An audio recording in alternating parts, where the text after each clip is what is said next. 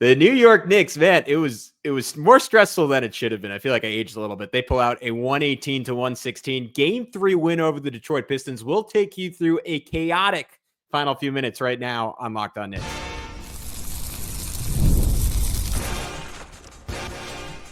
You are Locked On Knicks, your daily New York Knicks podcast, part of the Locked On Podcast Network. Your team every day.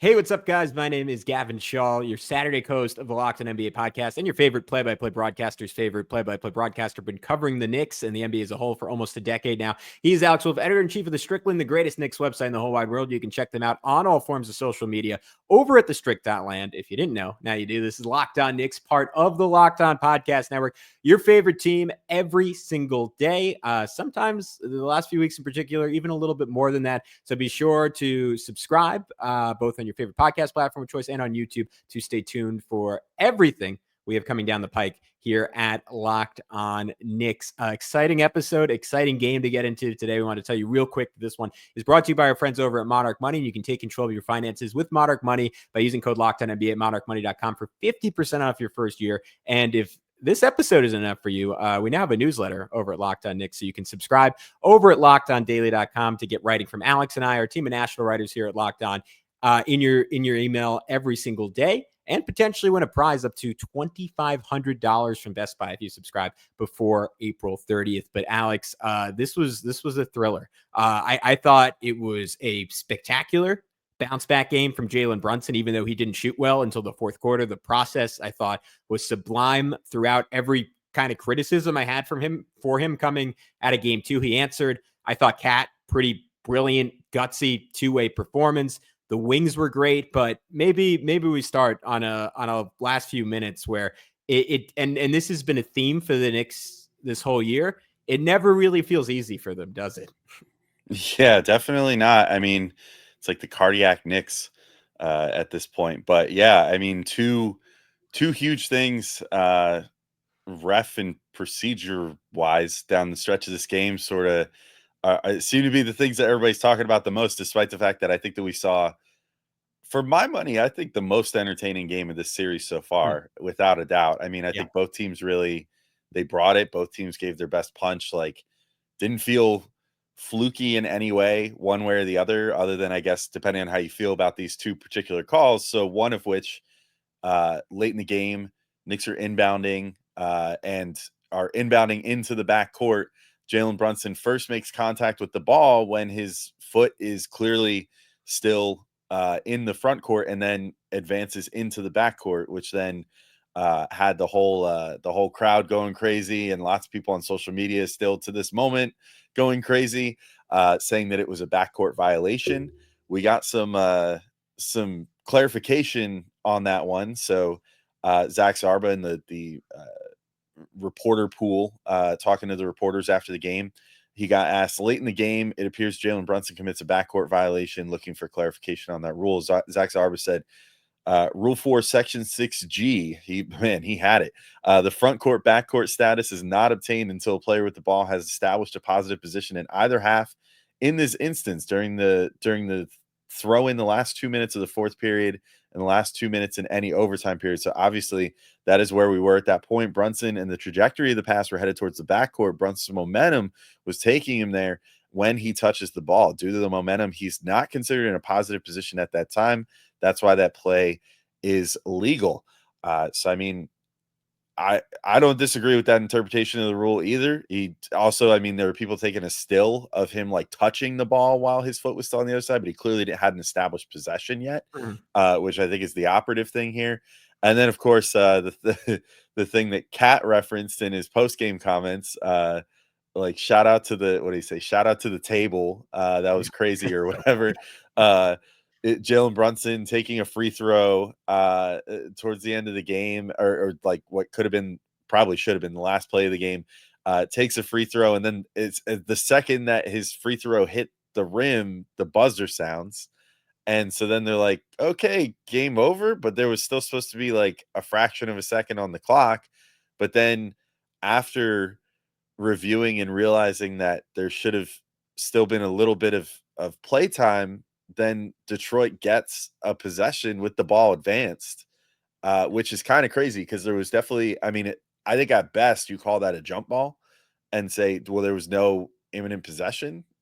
Like sort of the same thing what they do when they review a foul call and have that. So I don't know.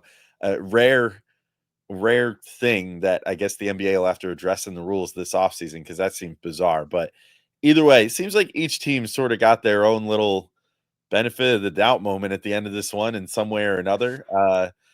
Like I said, I don't think it should define the whole game, obviously, but yeah, just an interesting, odd end to this game. Yeah, and I mean, Detroit scores, I think, 11 points in the final 30 seconds. This one, like you and I were kind of debating before the show whether the Knicks took their foot off the gas a little bit too much, and I do think defensively there was a little bit of that. I mean, they give up that pick and roll. Okay, so let me just go in on the play by play here because they give up that pick and roll dunk to Duren, and there's like 29 seconds left at that point. Yeah, so that's and that it took Detroit 5 seconds to score after Towns put them up 114, 118. Brunson fortunately makes both his free throws. Mikal sees the play was like to run it to like inbound it and then run Tim Hardaway off the screen on the left wing. Mikal anticipates it. I don't know if it was a moving screen or not, but he gets caught up on the screen. Hardaway makes the three. Or even, sorry, that was the Malik Beasley three I'm thinking of. That was 55 seconds left. The one with 26 seconds left, Mikal tips the jump ball right to Hardaway, which is literally the only thing you can't do in that situation when you're up by, what was it? They're up by 6 with 8 seconds left. You tip it up in the air. You tip it out of bounds. You do not tip it going towards the arc. And he does that right to Hardaway. Hardaway makes it 3. And then and then Tobias Harris, I mean, before the clock malfunction, makes it 3 with 1 second left that the Knicks just didn't want to foul, didn't want to give him a 4-point play. Then the clock malfunction, I feel like a buzzkill saying it because I kind of respect the move, Alex, and I think it is just a brilliant bit of gamesmanship that I'm sure has happened before. I don't personally ever remember that sequence going down in that way, but that is fireable to me. I mean, because it is blatant cheating. I guess there's no way to determine intentionality there, but if it's not like some bumbling, kindly old man who runs the clock in Detroit, like, I don't know, dude. Like that is about as obvious and unsubtle as it gets. And of course, like here's like my issue with like giving them the inbounds there. Jalen Brunson obviously does not miss the free throw intentionally. If there's any possibility that happens, there's a world where it is the inverse. Essentially, like we saw like how the impossible can happen in the Philly series twice, right? With the DiVincenzo sequence and then the Maxey game in Game 5, like. If Detroit did not go with Jalen Duren, who had a number of boneheaded plays down the stretch to inbound that ball, maybe Cade Cunningham, it's a miracle half-court shot, and we're here having a very different conversation. So I both respect it and think that person should maybe be fired by the NBA, but what do I know? Yeah, I don't know. I think that the clock operators, just like the referees, are assigned by the NBA. I don't know if they work for the team or whatever. I don't know. It's messy though. Either way, I mean, I think they need to at least look at that and just say, well, here's something that we never thought would come up, but since it has, let's just at least put it in the rule book and say like, okay, it's a jump ball now or something, because that just seems a little odd to just assume. I just Googled it, by the way. Clock operators typically hired by the team. Oh, all right. Well, maybe a little home cooking. Well, maybe a little home cooking. Who knows? But either way, yeah, interesting. What's crazy is that I don't even know if a clock operator would like know that that's what the rule would be. Well, that's why I'm saying it's so smart if they did. It was like was like they had their own archidiacono, basically. We found the tush push of the NBA here. Apparently, the loophole that everyone's going to try to close up here. But either way, yeah, I mean, just a wild end to the game. But one big thing that I will say is like, props to the Knicks and props to Brunson. I mean, obviously he missed one of the free throws. Well, I mean that last one, like you said, it was pretty much, it was just like intentional. It was on purpose. Because it's a full court. That's the point. If the clock doesn't stop, it's a full court heave that is not going to happen. Yeah. So like, I mean, props to the Knicks in general. I think if we're going to give them like a really good like team stat that stood out for a team that over the years has struggled a bit with free throws down the stretch, like this iteration of the team, past iterations of the team, every iteration of the Knicks team in our lifetime has just not been able to make free throws when it counts down the stretch. 26 of 29 in this game, 89.7%. I think before that Brunson one, they were at like 96% for there was like one point where they were like 24 for 25 or something like that. So pretty crazy stat. And great to see that out of them and that they were able to take care of business down the stretch with that. But let's get a little more into Jalen Brunson's game, who, despite only shooting 1 of 7 from 3, still puts up a 30-piece in this game, 9 assists. I thought way more of a return to form for him, and a way to sort of silence the haters a bit in this one. I thought that he played a much different brand of basketball than the last game. And certainly the haters were aplenty in Detroit. So we'll talk about that. Talk about Karl-Anthony Towns looking way more like game 1 Cat than game 2 Cat, if not even a little better. OG Anunoby with another 20-point plus game. Mikal Bridges with 20 points in this game, and a very nice, efficient effort for him. So lots more to talk about when we get back in to Locked On Knicks. But first, we want to let you know about our friends over at Monarch Money. Do you ever check your bank account and wonder, where did all my money go? Between dining out, online shopping, and entertainment, it's easy to lose track. That's where Monarch Money comes in, your personal CFO, giving you full visibility and control over your finances. Monarch Money isn't just a budgeting app, it's a complete financial command center. You can track all your accounts, investments, and spending in one place, so you stop just managing your money and start building wealth. And I'll tell you what, the best thing to me is the all-in-one convenience, because instead of juggling multiple apps, you can just use Monarch to check your finances, track spending, even plan long-term goals. That's really important. You know, if you're trying to really, make significant financial improvement or whatever, if you've got multiple credit cards or whatever, you got different cards with different rewards for different things, whatever, you're spreading your money around, it's good to be able to just see a nice, easy, one-stop place to check out your money. That's definitely my favorite part. So take control of your finances with Monarch Money. Use code LOCKEDONNBA at monarchmoney.com for 50% off your first year. That's monarchmoney.com, code LOCKEDONNBA for half off your first year. All right, we're back in to talk through more of this dramatic 118 to 116 win for the Knicks over the Pistons. And Gavin, I think the as much as I think if I was going to pick like a game ball MVP of this game, I think it's Karl Towns. Mhm. But I think we have to talk about Jalen Brunson first, because we were hard on this guy. The national media certainly was hard on this guy. The Detroit Pistons crowd with their colorful "F.U. Brunson" chant, which Mike Breen, never a fan of naughty language. He was not into it, believe it or not. So just a lot going against Brunson in this game. Lot to prove after dealing with a few days of just a lot of vitriol coming his way, more so than probably any time with the Knicks so far. Certainly in our comment sections, it was going crazy. But he ends with 9 of 20 shooting for 30 points, 11 of 13 from the free throw line, 9 assists, 7 boards, only shoots 1 of 7 from 3. So even without the 3-point shot going, still gets himself up to 30 points. I also thought there were some small moments where the defense even stood out. Yes. Like there was one possession that like burned right into my brain as soon as it happened, where down the late stretches of the game, he got switched on to Cade, and OG even like spun it over hard, like he was coming over for a double. And Brunson didn't exactly wave him off, but OG, being a good defender, I think just sort of read the situation and said, no, I think he's actually got this, and let it be, and went back to his man, who I think was Tim Hardaway at the time, which I was like, oh no, here it comes. Like, Cade drive, kick to Tim Hardaway. Tim Hardaway makes a 3.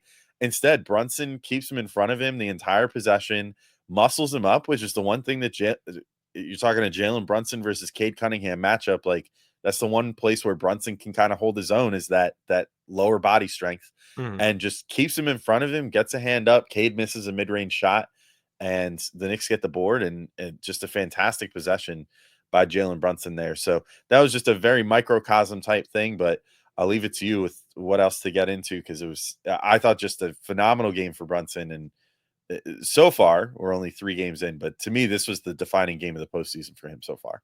Yeah, before I get into JB, I'm really happy you highlighted that play because I thought it was just one of the better team defense possessions the Knicks have had their whole season because it's a play they've botched just so many times in this playoffs, and you typically see, like, to your point, like OG try to blitz Cade one pass away, hit Hardaway, and it's a three. But instead, when OG came over, Mikal rotated up from the corner and got just close enough to Hardaway that he deterred the pass. And then Cade is looking to make the skip to the opposite corner, which I think was Beasley, and Mikal recovers. OG shifts with him back to Hardaway, and Cade's like, all right, screw it, I got to go one-on-one. And to your point, Brunson holds up, tough fadeaway, he misses. So that was it was just great defense across the board there. But I said it right at the beginning of this podcast. I thought the process was exceptional. This is a weird thing to say about one of the great postseason scorers in NBA history. Maybe he has to do more years and higher consequential games to have that title. But statistically, one of the really great scorers in postseason history. He didn't even look at the basket on the first play of the game, and I was like, all right, it is so clear that he's taken all of this in, and he's not going into a shell. But he came out, and it's basically what I've asked out of him all year. I think what you've asked out of him all year. And he said, how can I get everyone else feeling good? How can I get everyone else comfortable? And then I'll find my offense as the game goes on. And he shot pretty poorly, right? He was 5 for 14 through 3 quarters before finishing up 4 for 6. But some of the passing was just really good. And this is something you always bring up, but his willingness to get off the ball, I thought was important. Like, he had a possession where he got off the ball early,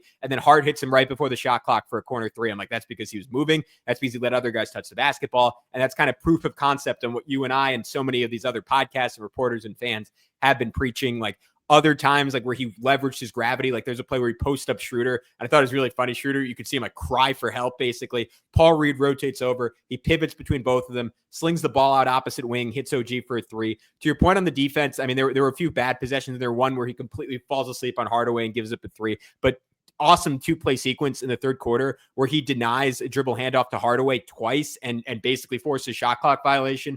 Then on the very next possession, just draws an offensive foul on Cade. So that was awesome. In the third quarter, spread pick and roll with Cat, hits OG in the corner. Again, process is good. Doesn't make his first bucket of the third, I think, until 3:30 left, but still finding a way to make an impact. I loved both end of third quarter and like 4 minutes left in this game, him just pushing the ball in transition without even necessarily an advantage. Like one time going at Cade, the next time, again, with 3-4 minutes left, going right between Beasley and Schroeder. And it was just because he realized, like, the Knicks half-court offense was not really operating in a totally high gear at the end of this game. So he was making sure to push the basketball. That last layup actually was, I was dead wrong. It was with 1:24 left, and it was right after Cat blocked Schroeder, and then he just took it coast to coast and scored. That was his last bucket of the game, or other than the free throws. But before that, ending the Pistons 8-0 run that made it 104-101 with an ISO jumper on Tim Hardaway, tough fadeaway, end of shot clock, nothing else working that possession. And the last play I'll highlight, Alex, was that jump ball that he generated, right, where Hart misses the three, Cat loses the rebound, and Brunson goes sliding across the floor to dive on that. That was the one time I think the Knicks did get a favorable whistle. It was kind of a quick whistle, and Duran just stupidly volleyball spikes it out of bounds. Knicks end up getting the ball back, and Cat hits a turnaround jumper at a game they ultimately win by 2 points. Just so many little plays that Jalen Brunson made, and really guys across the board made, that ultimately make a difference in this game. Yeah, really. I could not believe that jump ball when it happened. Crazy. It was crazy. And also, it was so weird because it looked like it was Schroeder and Brunson that would be called for, because they were the ones wrestling for the ball. But I guess like Duran managed to get like a hand on it. Mm-hmm. And by virtue, they like called for. So you just thought, oh, this is like, if you watch wrestling, it was like the equivalent of a squash match. Like, oh, this is great. This is going to be over in a second, whatever. And then Duran, I think he just got overexcited. I don't know. Like, he and Brunson were definitely jawing throughout the game, and like he probably just like went all Hulk mode or whatever and just freaking destroyed that ball straight out of bounds. I didn't get it either way. Also, props to Brunson. I mean, you highlighted some of the better plays, obviously, but 12 points in the fourth quarter.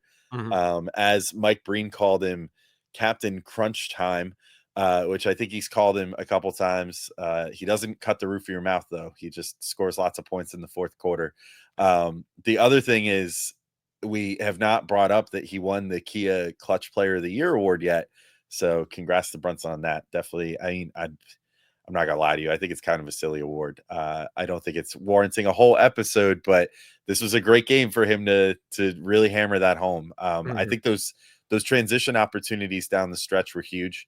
The one that you highlighted, I think, was probably my favorite offensive play of the game from him, just because for all the noise around him the last couple of days about like he doesn't take contact, the amount of Pistons fans are in our freaking comments being like, because we had the episode where we were like, where I was just like, look, like the reason you hate Jalen Brunson is because he's not on your team. Like if he was on your team, you'd probably like him. And people are like, I would never root for him. He's not tough like Cade. He doesn't go through contact. Blah blah. Brunson has always gone through we contact. appreciate you tuning in, Pistons fans. I like all the comments were like, really like the show. Hate Jalen Brunson though. So yeah, thanks for the first half. We appreciate it. Yeah, we'll see how many of them say they like the show after I'm ripping them a new one here. But yeah, either way, I mean, it's just like this is more who Brunson is. Like to people whose whole sample is like the last 2 games and what they've been reading on Twitter or whatever. No, this is more what Brunson is. Brunson hits the deck like 18 times a game because he drives in, he bowling balls himself to the rim, and he gets smacked around a lot. Like for as much as people want to say he's just flailing into contact with, no, typically he's flailing because he gets hit, and like he would just absorb that, except for you don't get foul calls for just like absorbing hits without selling it in the NBA. So that's a broken system. That's not, it's not that he's not getting hit, it's that he has to exaggerate the contact to make it get called, because otherwise it won't, especially in the playoffs. So yeah, huge props to him. Great effort down the stretch. And but like I said, just that there was like 2 layups down the stretch where he really like just drove in, took the bump, got it up there and just made fantastic plays. That to me is Jalen Brunson basketball, and that's the sort of stuff that we fell in love with. Other than like the fantastic shooting, obviously, which at this point, look out if that comes around, because like the fact that he got 30 points and only shot 1 of 7 from 3 in this game, crazy. I mean, if he shoots like 5 or 6 from 3 in one of these games or something, like he's gonna have like 42 points, like because he's got everything else going at this point. So we'll see if maybe that gets to come to pass. But speaking of lots of points and playing great, Karl-Anthony Towns had 31 points in this game. OG Anunoby had 22. Mikal Bridges had 20. Extremely starter heavy effort in this one as far as the scoring was concerned. Almost all their scoring between those 4 players. So we'll talk about the remaining 3 when we get back in just a moment.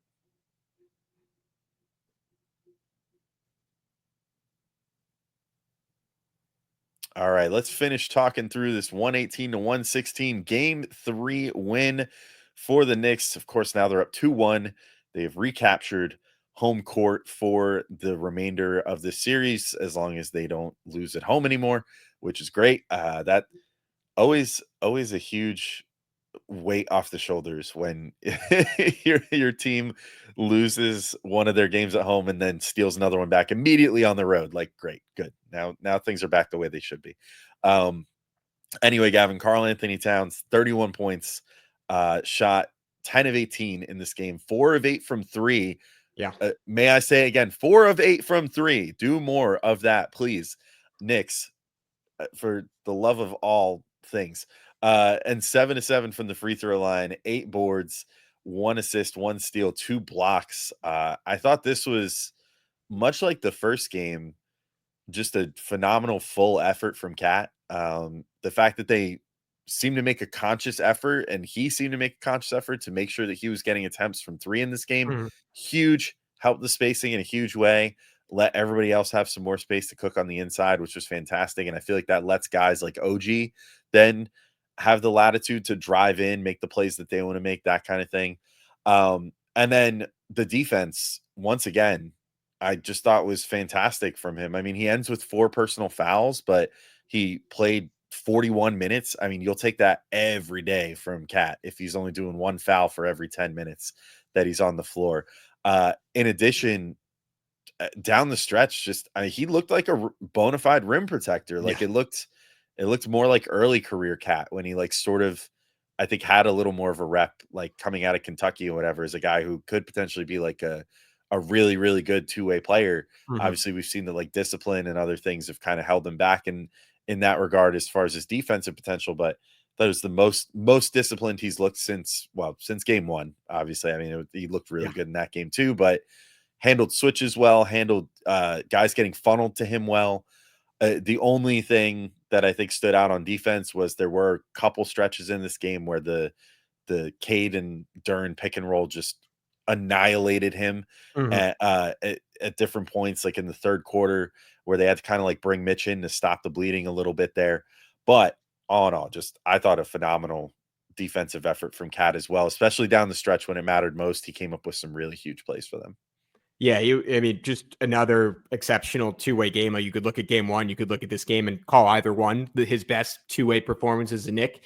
And obviously, game two was frustrating on a number of levels. But I have to say, if you were going to ask me, like, through 3 games, what is the most encouraging long-term development for the Knicks in terms of just intel gathering, right? Like information we've learned in the playoffs. It's that Cat's defense is not as bad as we thought it was going to be. And it's not the lows that it was in the regular season. And to me, like, whether this team even gets out of the first round or not, that is incredibly encouraging in terms of like him and Brunson being a viable long-term duo. That makes me think it's a lot more plausible than I've thought at times this year, where I'm like, all right, you just can't survive in big games and big moments. We'll see how that holds up, because the job is a lot easier, right? When it's Jalen Duren, who's only doing one thing, versus like it's Kristaps Porzingis and Jason Tatum, and you're taking into account like 4 or 5 things that can happen. You have to watch the pop and you have to watch the drive. But you know what? That kind of tortures every big in the league, unless you're Victor Wembanyama. But as far as Cat's night, the 3-point shooting, to your point, was revolutionary. He takes 4 threes in the first 8 minutes of this game after taking 5 threes in the first 2 games. And after making 1 in the first 2 games, he makes 3 of those 4. All of them are trail threes, which we know was such an incredible weapon for him in the regular season, right? Coming off, usually not even in, like, sometimes in transition, but usually like in semi-transition, or sometimes even just slowly bringing the ball up and coming up late and having momentum and either catching it with a head of steam and rambling towards the rim, or just pulling up and taking a 3. And it felt like Duren, like, he's been much better defensively these last 2 games. He was not ready for that. Cat gets, again, 3 of them in the early going. That was great. I thought Tibbs was just much better in how he used Cat. Like, they were sending, I'm not sure this is the right term, but I think it's a cross screen for him in the post where they said OG set a screen. There was one where Duren was like kind of late to come around and Brunson hit him on kind of a quick hitter bounce pass, and Cat got a layup off of it. That was really nice. Just a monster offensive first half. He scores 17 of the Knicks' first 45 points. Holds up well at times on Cade, to your point. Like, there's one where he just went chest to chest with Cade, and Cade just lost the basketball, and he picked it up, sent it up the court, and like threw it ahead. Bunch of times where he had really good help on Cade when Mikal was guarding him under the rim. And I think it was great recognition by Cat that, like, all right, when it's not OG, I need to be in a better position. I need to help. The single biggest shift to me is that when he's under the basket, instead of like going backwards or jumping from under the rim, he's going forward and like getting to a spot early and then jumping up. I think the main issue in pick and roll right now is he's not doing that at the level, and he's not as aggressive. And maybe, I think it might just be an energy thing, but he's not as aggressive as he was in game 1, getting to the level, blitzing Cade hard. And that's giving Cade a window to throw those lobs to Duren, where if you get that hard blitz, maybe you can't make that pass and the low man's able to recover. But a lot of good stuff. Had the move of the night on Duren, I thought, when he had that outside spin, adjust as he's falling out of bounds, banks it with one hand. He's loved that shot all year. Another huge shot was the 32-foot trail 3 hit with the Pistons kind of inching back. That made it 78-73, gave the Knicks a little bit of breathing room. And then like late in the game, this is just something I hope they go back to a little bit. They run pick and roll with him and Brunson. And we talked about this, right? Even when you have the wing on Cat, you can still run that and you get the guard switched on to him. In this case, Schroeder. Cat goes right at Schroeder, gets a runner there. That was great. You mentioned it, but last couple of possessions of game, blocks Harris. They end up getting the putback dunk on that one, and then swats Cade right after he drops OG, and Cade had no momentum to recover, but because Cat's in the right spot, right time, there to block it, kicks off transition to Brunson. Just, I thought, again, an exceptional 2-way game by him. Yeah, I'm totally with you there. And another phenomenal game belonged to OG Anunoby, who ended with 22 points on 7 of 17 shooting, 3 of 8 from 3 for him, 5 of 6 from the free throw line. So good to see him getting there as well as 2 steals and a block for OG.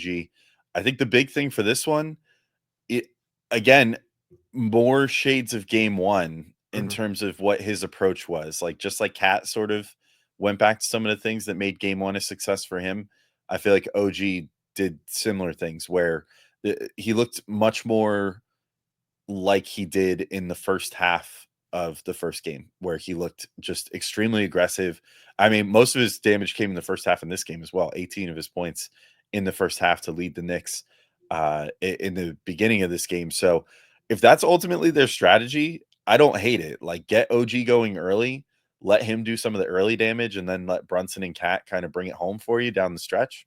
Sounds pretty good to me. But like, just early on getting physical with Cade, I feel like that has an effect on Cade on both ends of the floor. Like, I think that it changes how Cade plays defense. And then, of course, I mean, we know, like, if no player is superhuman. Like, if they're being forced into defensive situations a lot on defense and are having to play against a super physical player, it's going to ultimately affect how they play on offense. And I think we saw Cade down the stretch of this game, like, not look quite as crisp, like some of the mid-range jumpers that you would think would be cash for him, just hitting back rim or whatever, not quite looking all there.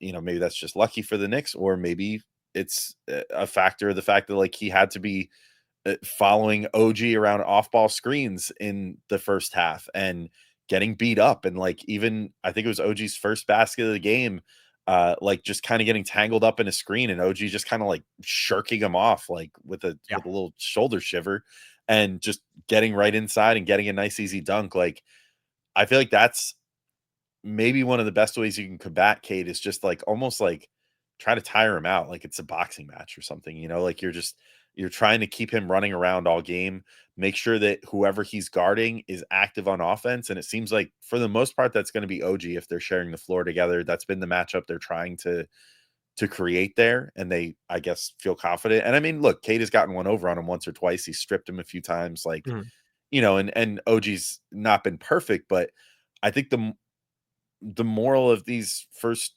3 games and the 2 games that went well to me is that, like, OG and Cat are sort of like your bellwethers for this team at this point. Like, if they're playing well and if you're feeding them early and often, you're probably going to have a good result. And the Knicks got that in this one. I think the feeding OG early makes a ton of sense, because the quicker that you can sort of start getting Cade involved in things, start beating him up a bit, the more it's going to take a toll on him as the game goes on. And this Pistons team obviously relies so heavily on him. Like, he's a very solid 30 usage guy. Like, if you're gonna impact anyone, you got to find, you're not gonna be able to just like defend him to death when he's on offense, because offense is what he does best. You have to make him feel it on the other end as well. Going to OG a lot, I think, is going to fix that. And so hopefully, I mean, the way that the shot distribution went down in this game, like 20 for Brunson, 18 for Cat, 17 for OG, 13 for Mikal after that. I think that's kind of perfect. Like, I hope that they use this as the blueprint. And this was sort of the blueprint from the first game too. If they do this again, and if they run the offense well, like they did in this game, where they're actually trying to utilize the perimeter talent of all their players and not just Jalen Brunson throughout the game, who knows, they might go back to MSG with a 3-1 lead and have a chance to close this thing out in 5. Like, I'm not ruling it out at this point. And I guess we'll see on Sunday. Hopefully they're able to kind of keep things going as well as they went in these first 2 wins. Yeah, you give another guy we ripped and all Knicks fans ripped. You give Tom Thibodeau a lot of credit. I still think he's trolling me by early in the game subbing out Mikal instead of Josh Hart for Deuce. Like, when you could have gone to the 5 out, and then again at the end of the third quarter, you go Hart and Mitch, which I think totally kneecapped the Knicks offense at the end of the third quarter, which was a really key stretch. And that's part of the reason I thought OG looked dead tired to me in the fourth. I mean, he plays 43 minutes in this one. He's like easily like the most physically taxing job of anyone on the court, to your point, like chasing Cade around, having to shoulder a big load offensively, like playing an exhausting game. So he deserves a break. I do think the defense has been a step down since game 1, where I thought he was just like virtuoso, right? He had 7 stocks, was bothering Cade the whole night. But look, you know what? I mean, Cade obviously gets them, to your point, a lot of pick and roll with 11 assists. You hold him to 10 to 25. You got to say OG, by and large, does his job on that end of the floor, the poke away, the signature, like shoot in to knock away the pass from Cade, go coast to coast for what pretty clearly should have been an and 1 dunk, as Tim Hardaway pushes him in the air. The refs don't call it, but those were just big moments. We are running low on time. I'll probably put out a bonus episode tomorrow with some extra thoughts on everything, but I couldn't. I think I'd be remiss if I didn't say I thought Mikal Bridges was freaking awesome. Maybe the third most criticized figure in Knicks land coming out of that one. 20 points, 7 rebounds, 3 assists, 3 steals, 2 blocks. Just a spectacular two-way performance. And again, I'll give Tibbs a lot of credit for this. Like, first time all series, I felt like they actually leaned into the fact that Tim Hardaway is guarding him, and Tim Hardaway has no business guarding a player as good as Mikal, but they didn't just leave Mikal on an island to ISO, which we know is not really his comfort zone. Instead, they brought up Cat a bunch of different times, and you saw, I think Cat do a really good job. Maybe this is something they saw on film, but just flipping the screen to get Mikal room, and whether it was Mikal driving and like dumping it to Hart in the dunker spot, or driving and getting into like his short fadeaway game, driving and getting into a pull up, like at one point just straight up ISO Schroeder and beat him out a step back midi. Like I thought that was very consistent all the way through. Had one defensive possession on Cade that I thought was as good as anything anyone did on that end of the floor the entire game, where he chased Cade basically around the whole arc. Cade is just being like, get off me, get off me, get off me. Cade finally gets to his fadeaway, and Mikal gets such a good contest that Cade goes up with the basketball and just comes down for a travel. Like, doesn't even attempt the shot. Didn't want to be swatted by Mikal. I think Mikal, the last 2 games, has not been perfect. There are times where Cade is just too strong for him, but like by and large has held up, I think, far better than anyone expected he would in that matchup. So that's been great.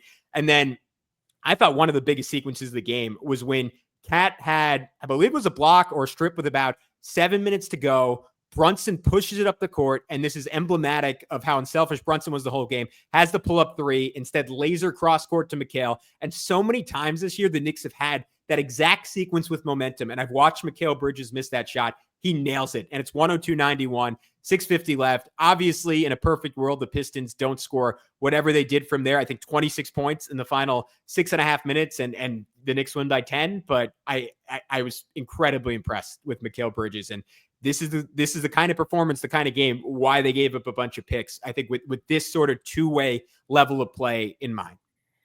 Yeah, I don't really have too much more to add on the Mikal front, because I think you summed it all up so nicely. I mean, he just it basically, with him in the role that he's currently cast in, it's just imperative that he be passionate about finding looks for himself, and moving off ball, and finding situations where he can get it. But also, it's on the Knicks to get him involved, and to your point, I think they finally did that a bit. And even if it's sparing, like, that's better than nothing. And we saw that, like, all you gotta do, it's like just put in the smallest amount of effort to getting him the ball and making sure that he can kind of get in rhythm, and then you get rewarded later in the game when he makes he made a pretty big shot down the stretch of this one. And I won't say quite had an opportunity to like redeem himself for the other day yet with the missed 3, which was obviously a much bigger potential shot there. But yeah, just I think all in all a great game for him, and hopefully, again, pretty much for everyone, I hope this game is a sign of things to come. I mean, even Josh Hart, who we haven't really brought up at all, had 6 points, 11 boards, 9 assists, couple steals, a block, and for the first time this series, I don't think looked like it just wasn't as abundantly obvious that the Pistons were trying to leave him alone, because the Knicks weren't stubbornly involving him in so much of the offense. Yeah, he did a better job going to the dunker spot too, I think, versus just like hanging out in the corner and not being guarded. Like he made himself useful when they were ignoring him, I guess is how I'd phrase it. But. Exactly. And relying on the other perimeter talent, and then letting Hart do what he does best, which is be at the 3-point line at the time that the guy starts driving in for, an attempted layup or whatever. And then him flying in out of nowhere and grabbing a board out of someone's hands and restarting a possession. We saw that happen a number of times in this game. He had 4 offensive boards, which was best on the team other than Mitchell Robinson. So anyway, yeah, I think that's it for this game. I wish we had something to say more about the bench. The bench didn't really do too much in this game. So perhaps that'll come up if you do empty the notebook tomorrow, Gavin. But either way, I think that's it for this game. We will be back perhaps with a bonus from Gavin, but if nothing else, we will talk to you all on Monday to recap, or maybe Sunday night. We'll publish it to recap the game on Sunday. Knicks have a chance to go up 3-1 going back home, or we might see a tied series going back to MSG next week. So we'll see where the weekend takes us. But until then, thank you all for listening, and we'll talk to you soon. Peace out, everybody.